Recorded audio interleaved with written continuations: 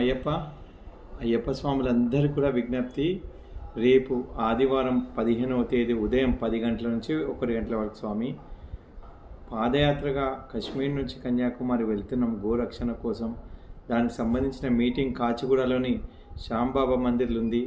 అయ్యప్ప ఆవు లేకపోతే మనం మాలేయడం కూడా కష్టం స్వామి. ఎందుకంటే ఆవు పాలాభిషేకం, పెరుగాభిషేకం, నెయ్యాభిషేకం, అయ్యప్ప స్వామికి ఇష్టమైన నెయ్యాభిషేకం ఈ గోవుతోనే సాధ్యం. అలాంటి గోవులు అంతరించిపోతున్నాయి. వీటిని కాపాడాలనే ఉద్దేశంతో నేను బాలకృష్ణ గురుస్వామి 14 రాష్ట్రాల్లో 4900 కిలోమీటర్లు పాదయాత్ర చేస్తున్న 6 నెలలు స్వామి.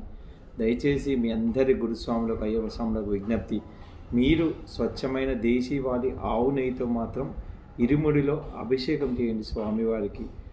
రేపు ఖచ్చితంగా మా అయ్యప్ప భక్తులందరూ కూడా నేను చేస్తున్న మహాయజ్ఞానికి